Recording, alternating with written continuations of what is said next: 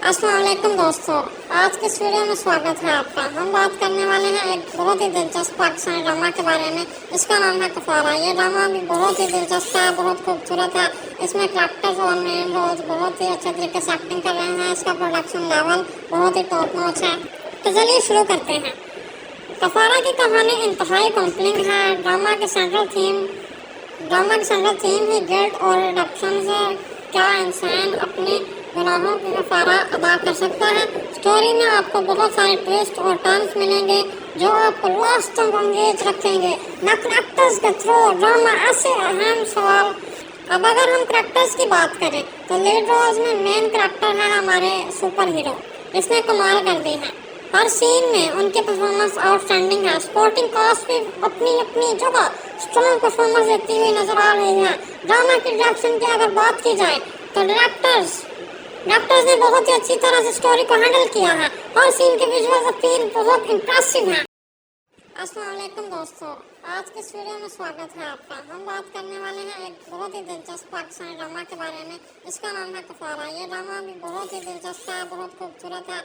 इसमें कैरेक्टर्स और main roles बहुत ही अच्छे तरीके से एक्टिंग कर रहे हैं। इसका प्रोडक्शन लेवल बहुत ही टॉप नॉच है। तो चलिए शुरू करते हैं।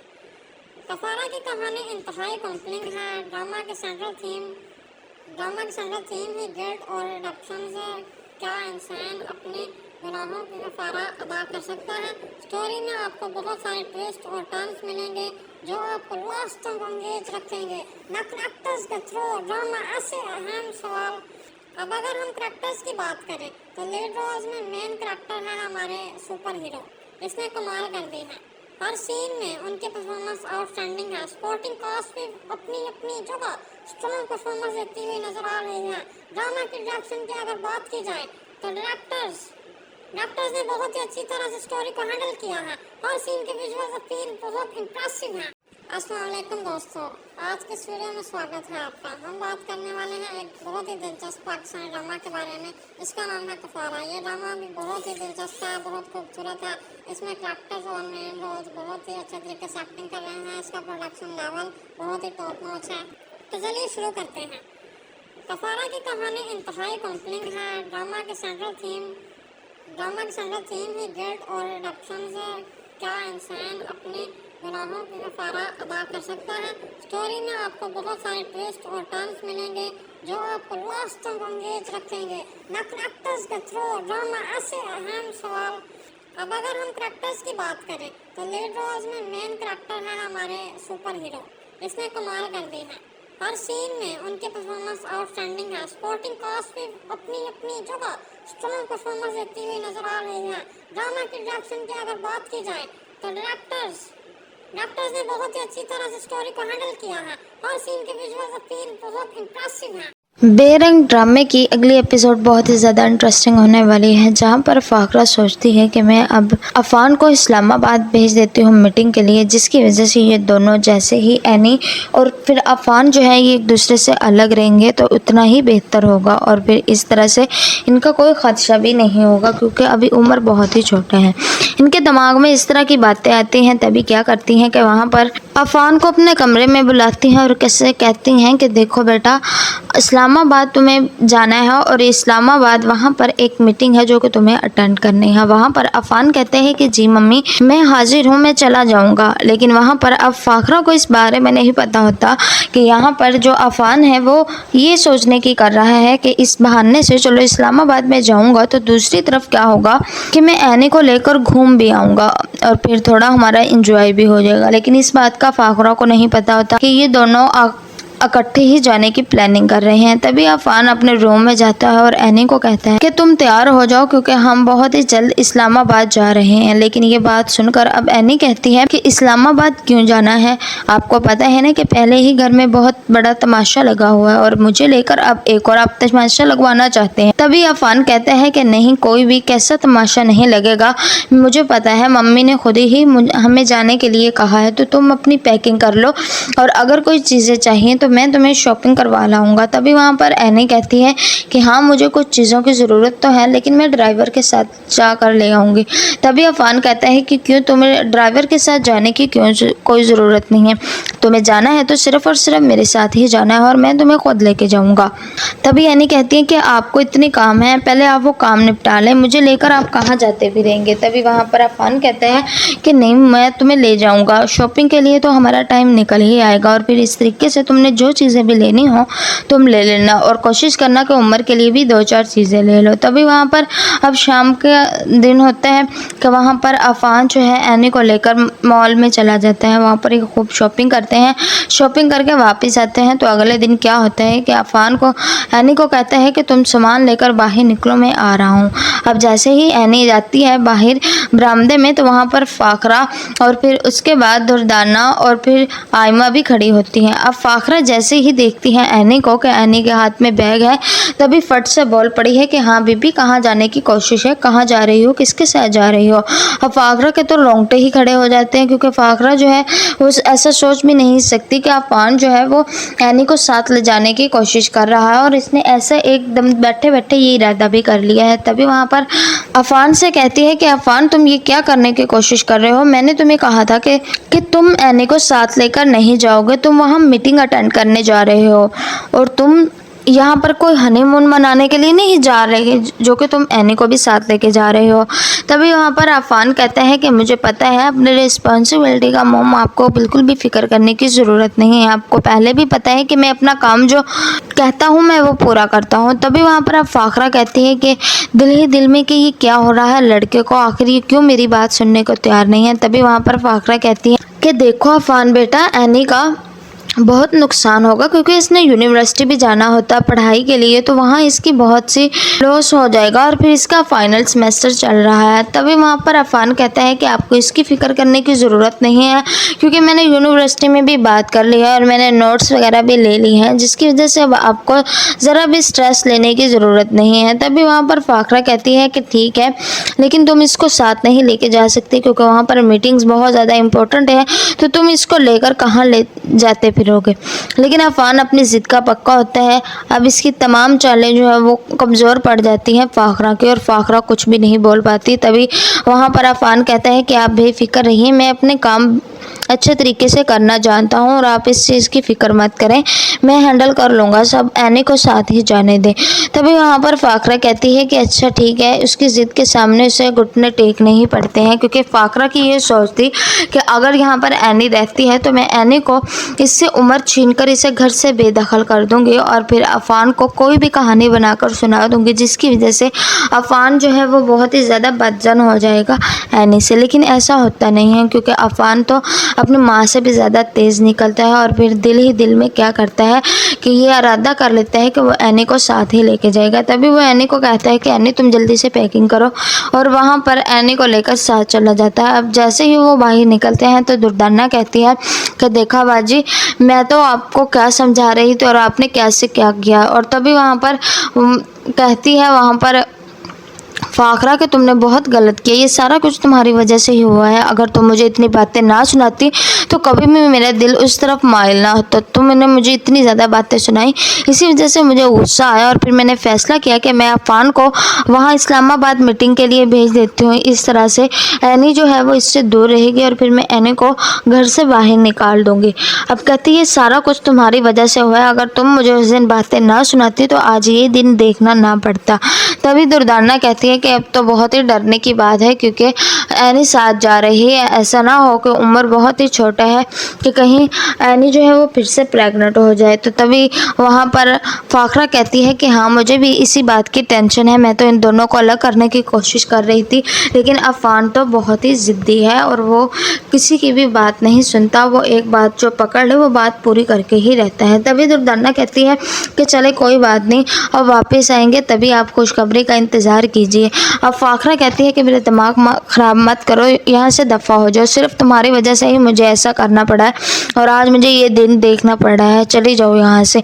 अब दुर्दाना अपने कमरे में चली जाती है। आयमा और दुर्दाना के तो मुँह ही लटक जाते हैं। दुर्दाना जो है उसे तो बड़ा ही गुस्सा आता है कि अफान जो है उसे लेकर चला गया है अपने साथ। तभी आकर आयमा को कहती है कि देखा आयमा, हमने क्या सोचा था और आगे क्या हो रहा है। ये बाजी जिसका अपने सिर्फ स्टेटस की ही पड़ी होती है और इसे अपना स्टेटस करती रहती हैं, लेकिन देखिए औलाद के सामने तो इनका कोई स्टेटस भी नहीं चलता।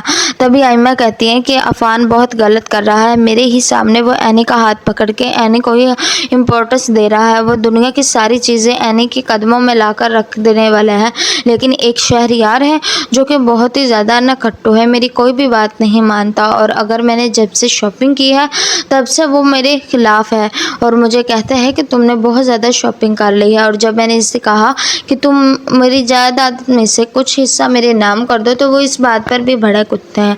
आप बताएं मॉम मैं क्या करूं। तभी दुर्दाना कहती है कि बेवकूफ़ी मत करो आयमा, इतनी जल्दी कुछ भी नहीं होगा। आहिस्ता आहिस्ता शहरयार के दिल में तुम अपनी जगह बनाने की कोशिश करो और आहिस्ता आहिस्ता तुम सारे घर वालों को दिल जीत कर इन्हें अपनी मुट्ठी में करो, उसके बाद ही तुम्हारे हाथ में कुछ आ सकता है। अगर तुम इस तरह की हरकतें करोगी तो तुम्हारे हाथ में कुछ भी आने वाला नहीं है। तभी वहाँ पर अब आयमा कहती है कि आप ही बताएं मैं क्या करूँ, आखिर मुझे ऐसा क्या करना चाहिए कि इन सबको मैं अपने हाथ में कर लूँ। तभी दुर्दाना कहती है कि तुम शहरयार के दिल में आए दिन ऐसा पैदा करो कि तुम उससे बहुत ज़्यादा मोहब्बत करती हो। आयमा कहती है अब मैं और कितनी कोशिश करूं, मेरी बस हो गई है, अब मुझसे नहीं कुछ होता। तभी वहाँ पर दुर्दाना कहती है कि बेवकूफ़ी मत करो और जो जैसा मैं कह रही हूँ वैसा ही करो। अगर तुम मेरे कहे हुए अमल करोगी बातों पर तो तुम बहुत जल्द अपना घर बना पाओगे, अगर तुम मेरी बातों पर अमल नहीं करोगी तो बहुत ज़्यादा धक्के खाओगी। तभी वहाँ पर कहती है कि ठीक है। आयमा कहती है अब मैं ऐसा ही करूँगी, मैं बहुत जल्द शहरयार को अपने बेटा एनी का बहुत नुकसान होगा क्योंकि इसने यूनिवर्सिटी भी जाना होता पढ़ाई के लिए, तो वहाँ इसकी बहुत सी लॉस हो जाएगा और फिर इसका फाइनल सेमेस्टर चल रहा है। तभी वहाँ पर अफान कहता है कि आपको इसकी फ़िक्र करने की ज़रूरत नहीं है क्योंकि मैंने यूनिवर्सिटी में भी बात कर ली है और मैंने नोट्स वगैरह भी ले ली हैं, जिसकी वजह से अब आपको ज़रा भी स्ट्रेस लेने की ज़रूरत नहीं है। तभी वहाँ पर फाखरा कहती है कि ठीक है, लेकिन तुम इसको साथ नहीं लेके जा सकती क्योंकि वहाँ पर मीटिंग्स बहुत ज़्यादा इंपॉर्टेंट है, तो तुम इसको लेकर कहाँ ले जाते फिरोगे। लेकिन अफान अपनी ज़िद का पक्का होता है।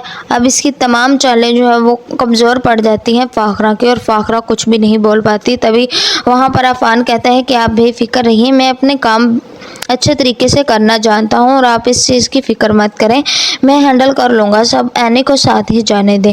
तभी वहाँ पर फाखरा कहती है कि अच्छा ठीक है। उसकी ज़िद के सामने उसे घुटने टेक नहीं पड़ते हैं क्योंकि फाखरा की ये सोच थी कि अगर यहाँ पर एनी रहती है तो मैं एनी को इससे उम्र छीनकर इसे घर से बेदखल कर दूँगी और फिर अफान को कोई भी कहानी बनाकर सुना दूँगी, जिसकी वजह से अफान जो है वो बहुत ही ज़्यादा बदजन हो जाएगा एनी से। लेकिन ऐसा होता नहीं है क्योंकि अफान तो अपनी माँ से भी ज़्यादा तेज़ निकलता है और फिर दिल ही दिल में क्या करता है कि ये इरादा कर लेता है कि वो एनी को साथ ही लेके जाएगा। तभी वो एनी को कहता है कि एनी तुम जल्दी से पैकिंग करो और वहाँ पर एनी को लेकर साथ चला जाता है। अब जैसे ही वो बाहर निकलते हैं तो दुर्दाना कहती है कि देखा बाजी, मैं तो आपको क्या समझा रही थी और आपने कैसे क्या किया। और तभी वहाँ पर कहती है वहाँ पर फाखरा कि तुमने बहुत गलत किया, ये सारा कुछ तुम्हारी वजह से ही हुआ है। अगर तुम मुझे इतनी बातें ना सुनाती तो कभी भी मेरा दिल उस तरफ माइल ना होता। तुमने मुझे इतनी ज़्यादा बातें सुनाई, इसी वजह से मुझे गुस्सा आया और फिर मैंने फ़ैसला किया कि मैं अफान को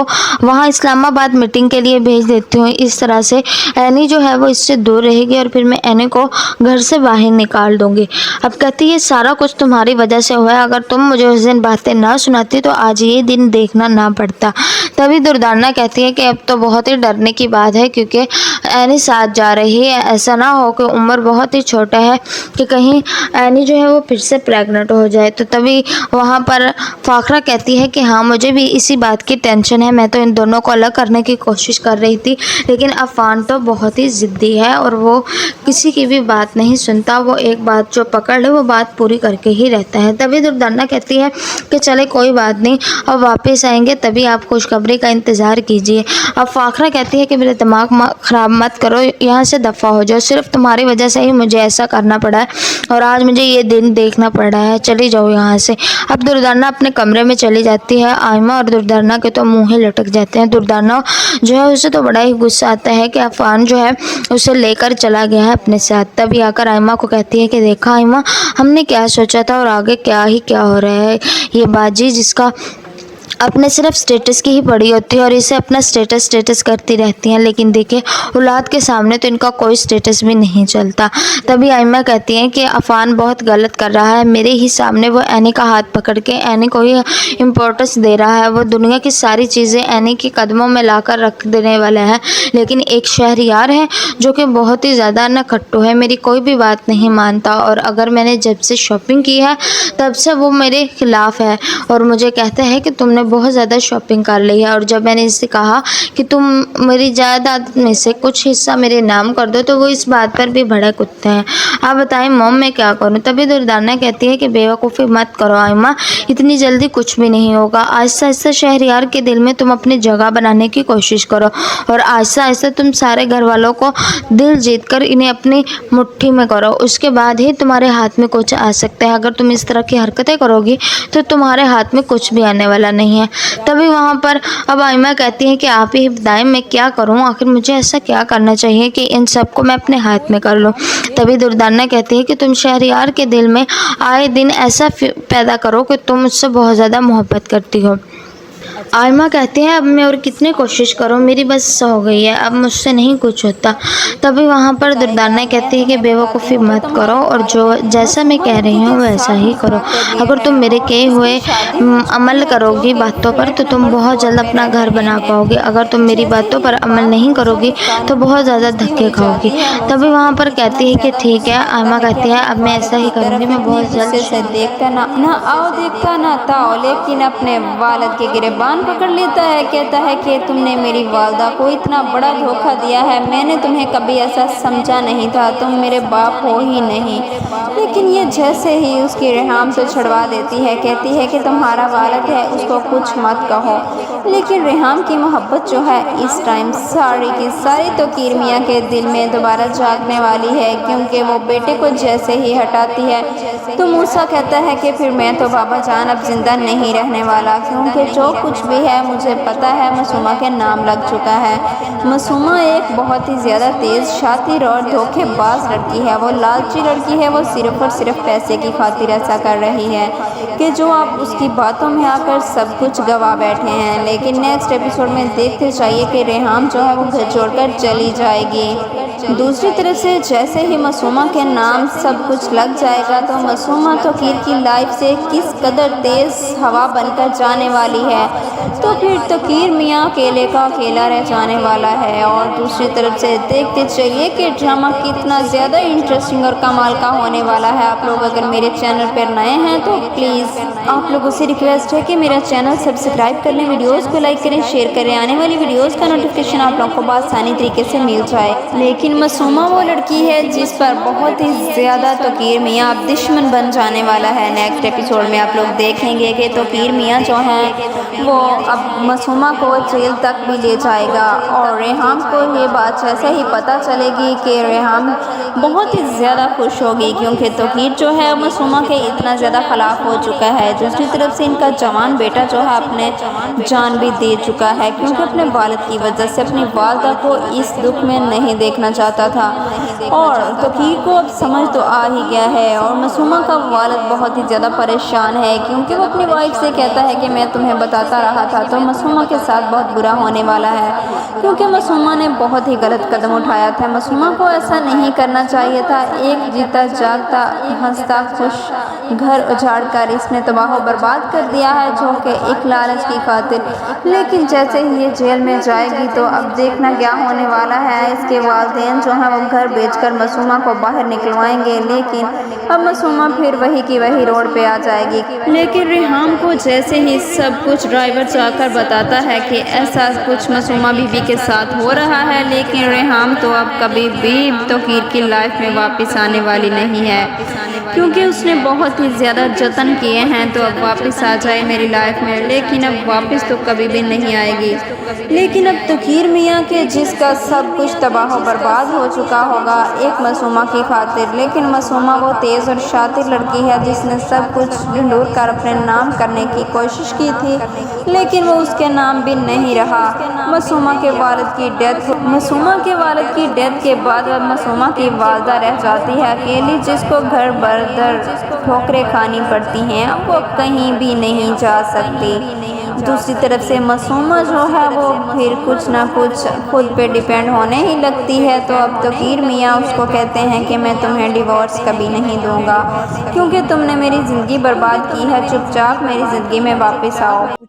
अस्सलाम वालेकुम नाज़रीन, आज की इस वीडियो में पाकिस्तानी ड्रामा सीरियल बिस्मिल के नेक्स्ट एपिसोड के बारे में हम लोग बात करने वाले हैं। वो बहुत ही ज़्यादा इंटरेस्टिंग सीन होने वाले हैं क्योंकि ड्रामा बहुत ही ज़्यादा ट्रेंडिंग पे जा रहा है। आप लोगों ने अगर अभी तक मेरा चैनल सब्सक्राइब नहीं किया तो प्लीज़ मेरा चैनल सब्सक्राइब कर लें। अब मासूमा को बहुत ही ज़्यादा खुशी होती है क्योंकि मासूमा का तकीर के साथ निकाह हो ही जाता है, लेकिन मासूमा इतनी ज़्यादा तेज़ है कि तकीर मियाँ की सोच भी बदल कर रख देती है। तकीर मियाँ का तो बहुत ही ज़्यादा 22 साल नौजवान दिल जाग उठा है। अब तो वो बहुत ही ज़्यादा बार बार मासूमा की याद में वापस सुबह सुबह आ जाते हैं। जैसे ही मासूमा के पास आते हैं तो वहाँ पर नाश्ता करने के लिए बैठे होते हैं।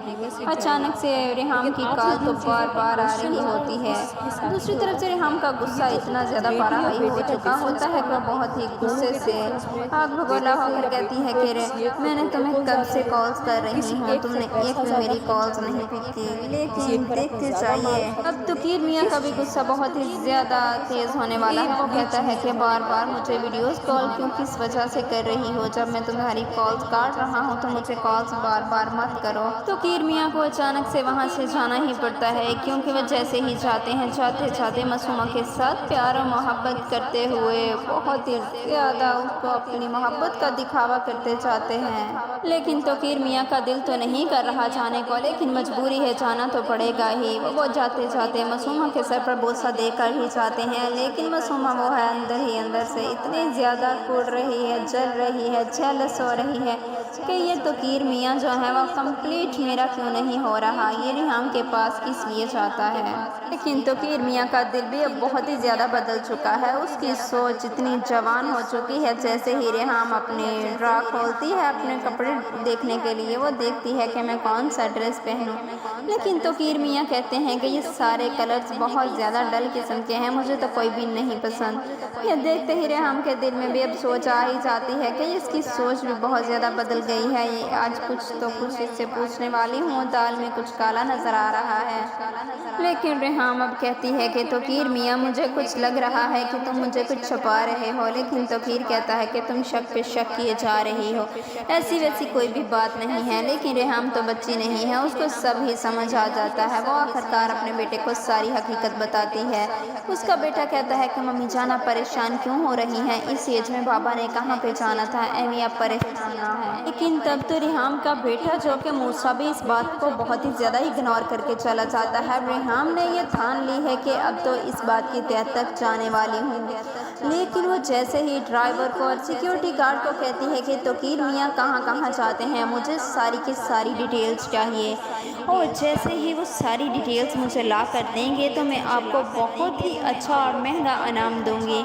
वो तो लालच में पड़कर सारी डिटेल्स ला कर तकीर मियाँ की सब बातें हर चीज़ रेहाम के हाथ में दे देते हैं। लेकिन रेहाम जैसे ही सुनती है कि तकीर एक फ्लैट में जाते हैं, वहाँ पर गाड़ी रोक देते हैं और ड्राइवर को भी भेज देते हैं, लेकिन उधर ही स्टे करते हैं। अब रेहाम जो है वो क्या करने वाली है। जैसे ही तकीर मियाँ घर से निकलते हैं तो फ़ौरन अब रेहाम भी तैयारी कर लेती है, दूसरी गाड़ी पे जाकर उसी फ्लैट में चली जाती है। उस गाड़ी का पीछा करते हुए जैसे ही फ्लैट में पहुंचते हैं तो तकीर मियाँ को नहीं पता चलता कि रेहाम भी आई हुई है।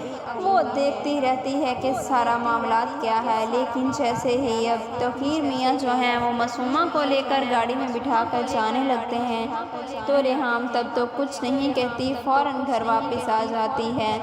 लेकिन जैसे ही घर वापस आती है तो मूसा कहता है कि मम्मी जान आप परेशान क्यों हैं, तो तब भी उसकी वालदा कुछ नहीं बताती।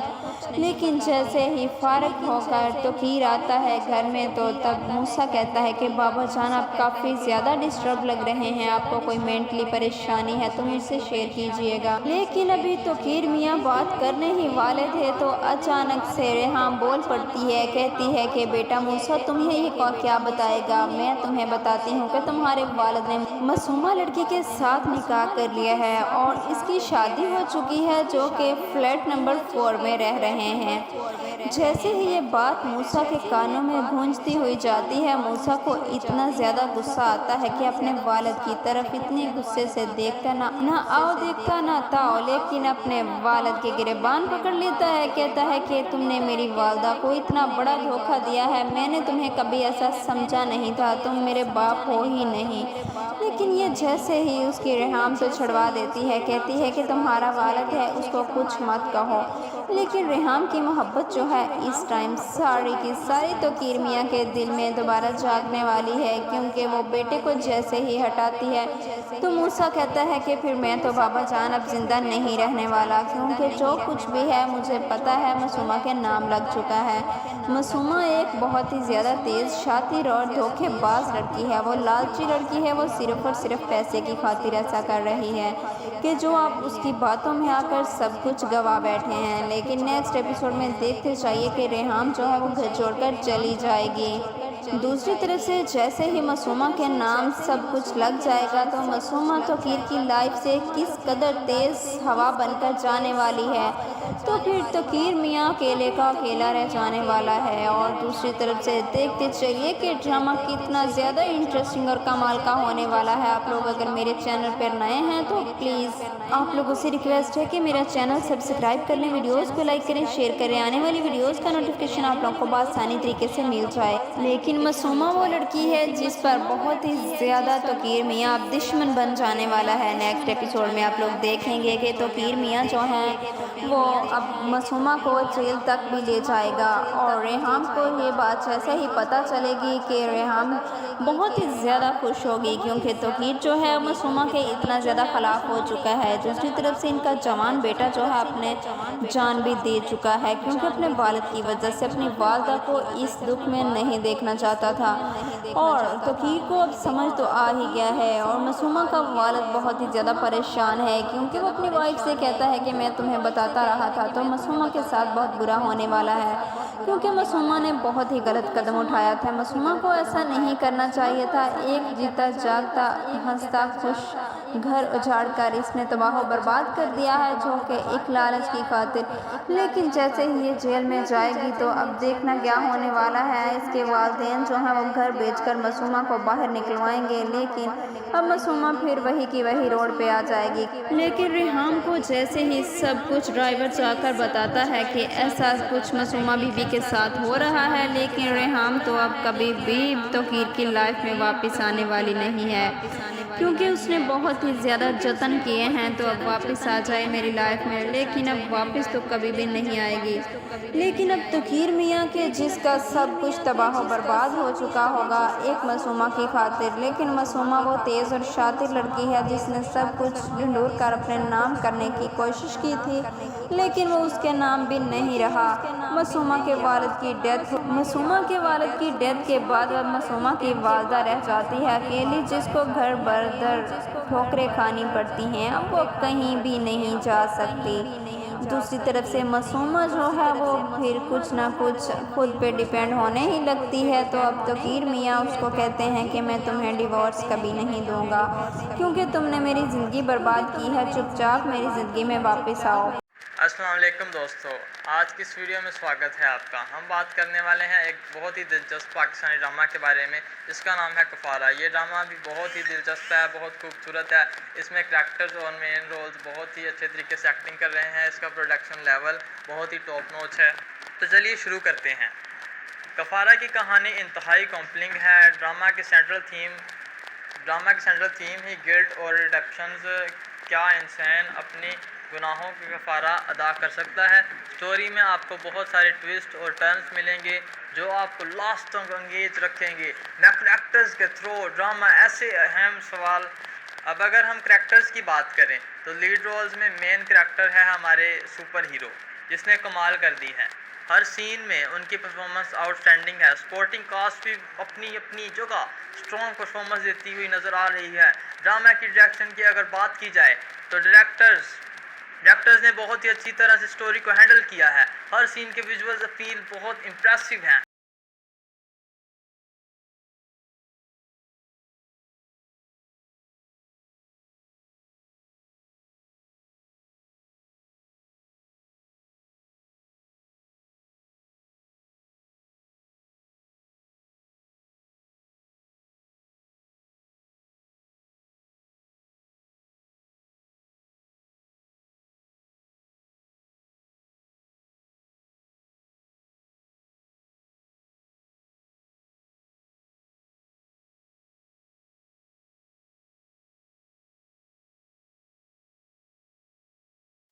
अस्सलाम वालेकुम नाज़रीन, आज की इस वीडियो में पाकिस्तानी ड्रामा सीरियल बिस्मिल के नेक्स्ट एपिसोड के बारे में हम लोग बात करने वाले हैं। वो बहुत ही ज़्यादा ही इंटरेस्टिंग सीन होने वाले हैं क्योंकि ड्रामा बहुत ही ज़्यादा ट्रेंडिंग पे जा रहा है। आप लोगों ने अगर अभी तक मेरा चैनल सब्सक्राइब नहीं किया तो प्लीज़ मेरा चैनल सब्सक्राइब कर लें।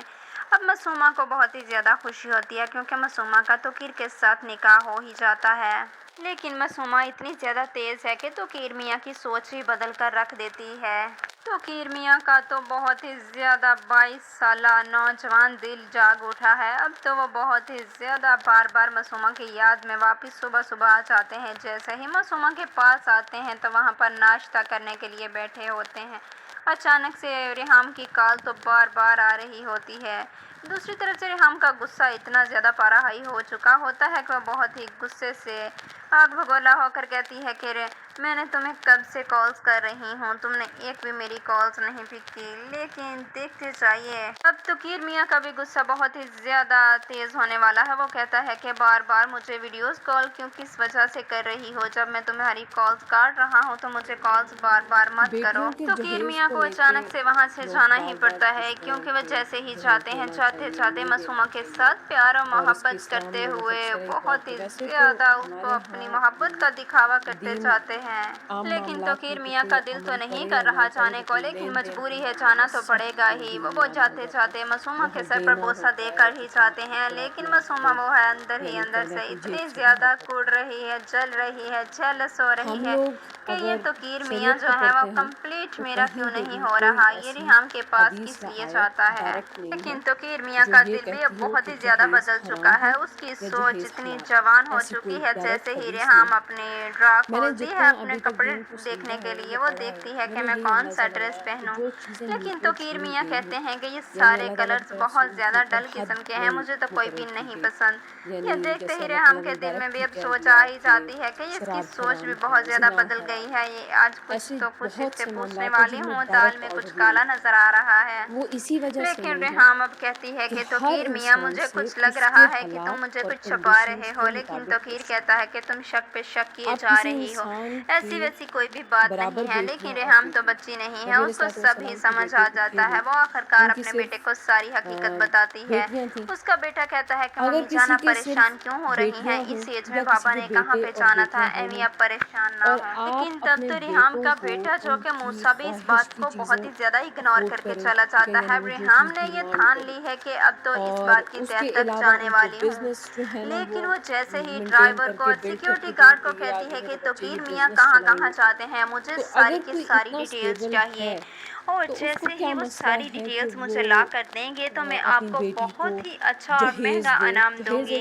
वो तो लालच में पड़कर सारी डिटेल्स ला कर तोकीर मियाँ की सबकी सब बातें हर चीज़ रेहाम के हाथ में दे देते हैं। लेकिन रेहाम जैसे ही सुनती है कि तोकीर एक फ्लैट में जाते हैं, वहाँ पर गाड़ी रोक देते हैं और ड्राइवर को भी भेज देते हैं, लेकिन उधर ही स्टे करते हैं। अब रेहाम जो है वो क्या करने वाली है, जैसे जैसे ही तकीर मियाँ घर से निकलते हैं तो फौरन अब रेहाम भी तैयारी कर लेती है, दूसरी गाड़ी पे जाकर उसी फ्लैट में चली जाती है।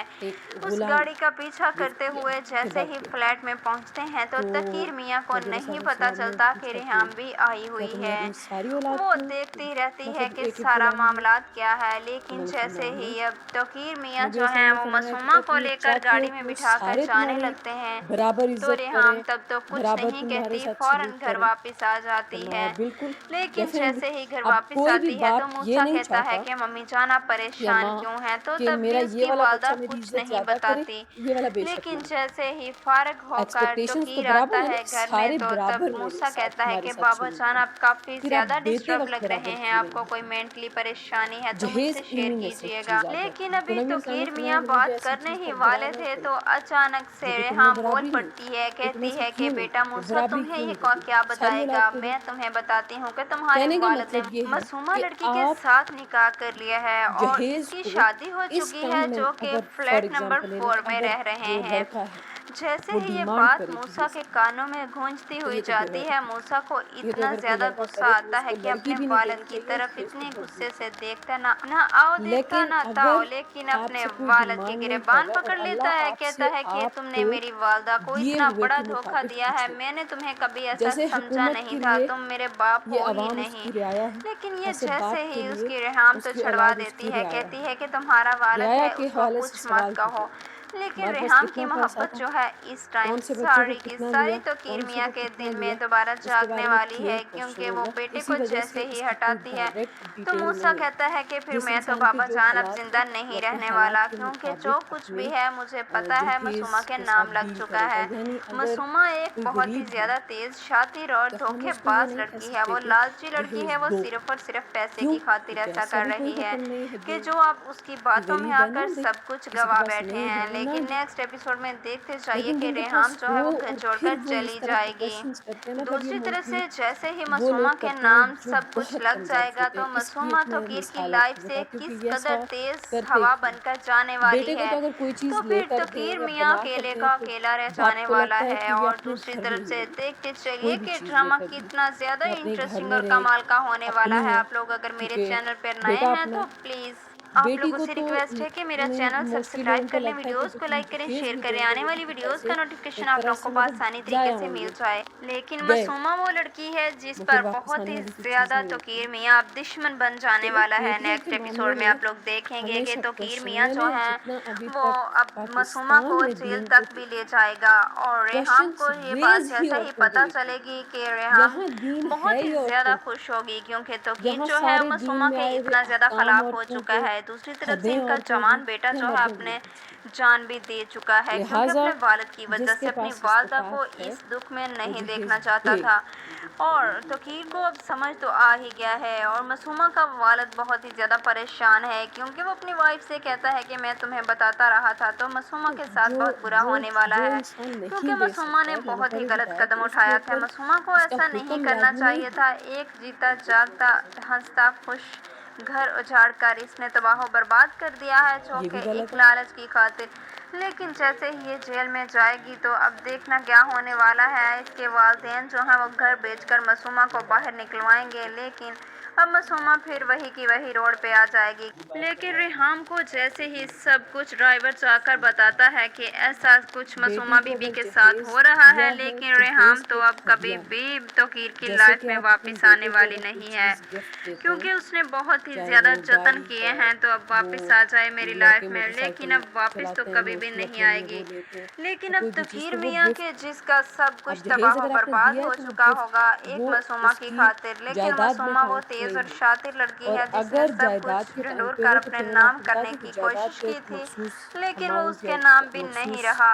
मासूमा के वालिद की डेथ के बाद अब मासूमा की वालदा रह जाती है अकेली, जिसको घर भर ठोकरें खानी पड़ती हैं। अब वो कहीं भी नहीं जा सकती। दूसरी तरफ से मासूमा जो है वो फिर कुछ ना कुछ खुद पे डिपेंड होने ही लगती है, तो अब तकीर मियाँ उसको कहते हैं कि मैं तुम्हें डिवोर्स कभी नहीं दूंगा, क्योंकि तुमने मेरी ज़िंदगी बर्बाद की है, चुपचाप मेरी ज़िंदगी में वापस आओ।